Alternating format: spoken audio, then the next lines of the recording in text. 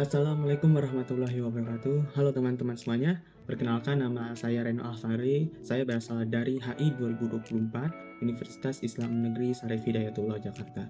Di video ini saya akan menyampaikan apa sih yang dimaksud dengan teori hubungan internasional. Mulai dari definisinya, perannya di dunia internasional, bagaimana cara pengaplikasiannya di dunia internasional, terus apa saja pendekatannya, bagaimana sejarahnya, dan juga lain-lain. Jika kalian penasaran, tonton video ini sampai habis. Tapi jangan di-skip ya.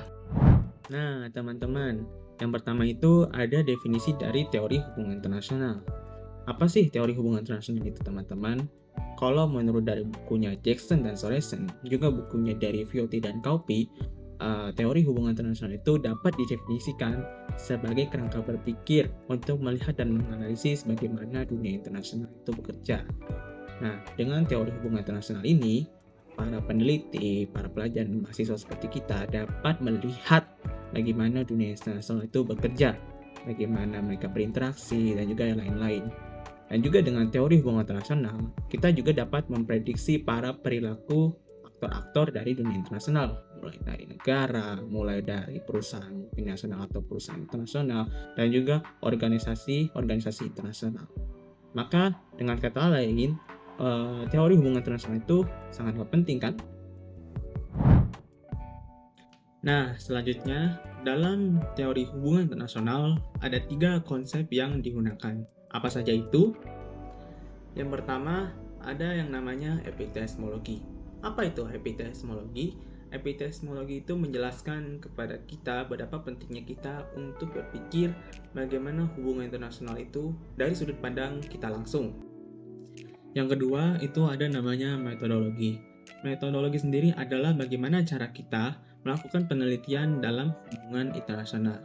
Nah, di metodologi ini ada 2 metode. Yang pertama yaitu ada metode kuantitatif, yang kedua itu ada metode kualitatif. Dan yang ketiga, ontologi. Ontologi memberikan cara kepada kita untuk memahami apa itu hubungan internasional maupun dunia internasional. Juga, ontologi memberikan cara kepada kita untuk melihat siapa-siapa saja yang menjadi aktor dalam sistem internasional, baik itu negara, baik itu perusahaan multinasional atau perusahaan internasional, organisasi internasional, dan juga aktor-aktor lainnya. Teman-teman, sejarah teori hubungan internasional sudah dimulai sejak awal mula abad ke-20, atau lebih tepatnya pada saat Perang Dunia Pertama baru saja berakhir pada tahun 1918. Pada saat itu, para pemikir liberalis yang dipelopori oleh Presiden Amerika Serikat, Woodrow Wilson, mempunyai pandangan bagaimana membuat dunia yang lebih aman, yaitu dengan membuat suatu organisasi internasional dengan institusional fondasi yang kuat sehingga dapat membuat keseimbangan antar negara itu terjadi. Nah, akan tetapi, para pemikir realis langsung mengkritik ide-ide dari para pemikir liberalis tersebut, yang dimana para pemikir realis menganggap bahwa setiap negara memiliki kepentingannya masing-masing, dan itu merupakan sifat alami dari dunia internasional, yang dimana sifat alaminya adalah survival atau bertahan hidup, dan juga mencari power ataupun kekuasaan.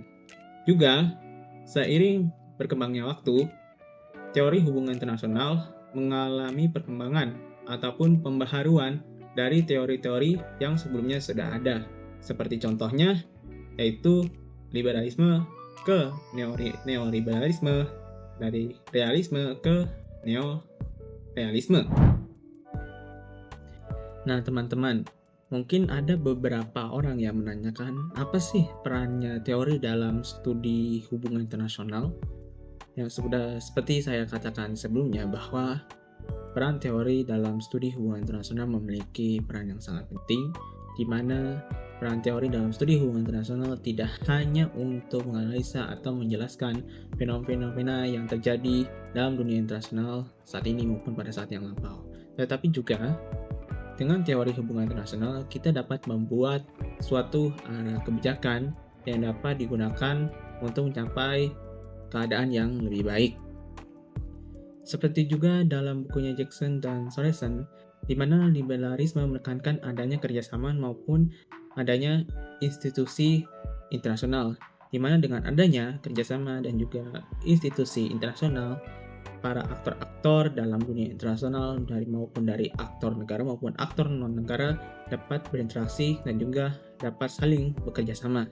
Dan juga dari realisme yang menekankan pentingnya kepentingan nasional dan juga power.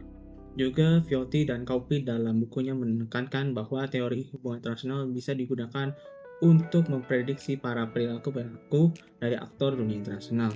Juga bisa mempelajari setiap konsekuensi dari tindakan ataupun kebijakan yang diambil dalam dunia internasional.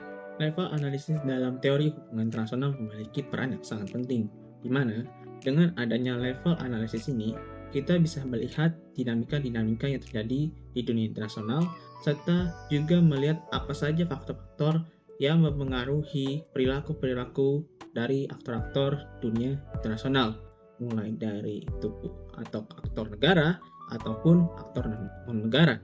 Contohnya aja seperti analisis individu yang dapat menjelaskan kebijakan pemimpin negara, sementara analisis negara dapat melihat ataupun menyoroti kebijakan luar negeri berdasarkan karakteristik domestik. Pengaplikasian teori hubungan internasional di dunia nyata sangatlah penting karena bisa untuk memahami isu-isu internasional yang sedang berkembang.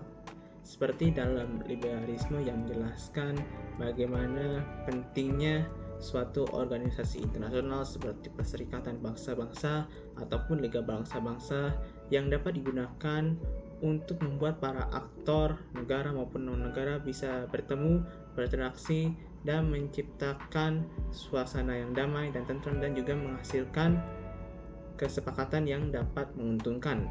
Serta teori realisme yang dapat digunakan untuk menganalisis para perilaku aktor-aktor internasional dalam persaingan di dunia internasional. Apakah itu untuk survival ataupun untuk mendapatkan power dalam dunia internasional. Baik, sekian dari video saya. Terima kasih banyak yang sudah menonton video ini. Bila ada salah-salah kata, mohon dimaafkan dan dibukakan pintu maaf yang sebesar-besarnya. Bila taufiq wal hidayah, wassalamualaikum warahmatullahi wabarakatuh. Sampai jumpa semuanya.